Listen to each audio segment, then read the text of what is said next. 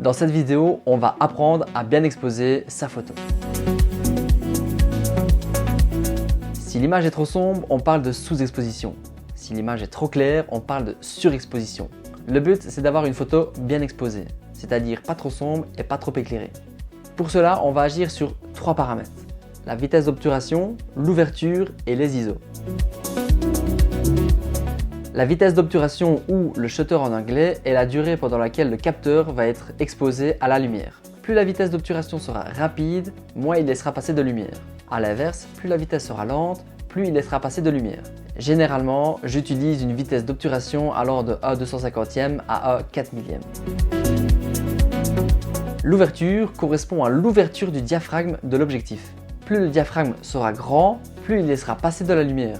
Inversement, plus le diaphragme sera petit, moins il laissera passer de lumière. Attention, l'ouverture est désignée par un F suivi d'un chiffre. Plus il est petit, plus cela signifie que l'ouverture du diaphragme est grande.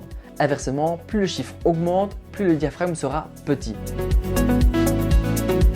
Les ISO, c'est l'unité de mesure de la sensibilité du capteur. Plus on augmente les ISO, plus on rend sensible le capteur à la lumière et plus l'image est claire. Plus on diminue les ISO, plus on rend le capteur moins sensible à la lumière et plus l'image est sombre. Il faut faire attention à la montée en ISO, car plus on va augmenter la sensibilité, plus on va avoir du grain dans l'image. En plus d'être pas joli, il dégrade la qualité de la photo. Je vous conseille de rester avec une vitesse d'obturation allant de 1/4 millième à 2 centièmes de seconde, d'avoir la plus grande ouverture possible et d'utiliser le moins possible les ISO.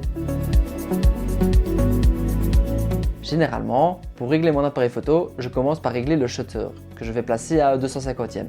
J'ouvre le diaphragme au plus grand, ici je peux aller jusqu'à 1.8, et je finis avec la montée en ISO pour avoir une exposition parfaite. Et voilà, le tour est joué. Vous avez les bases pour faire une belle photo. Si la vidéo t'a plu, n'hésite pas à la liker et à la partager.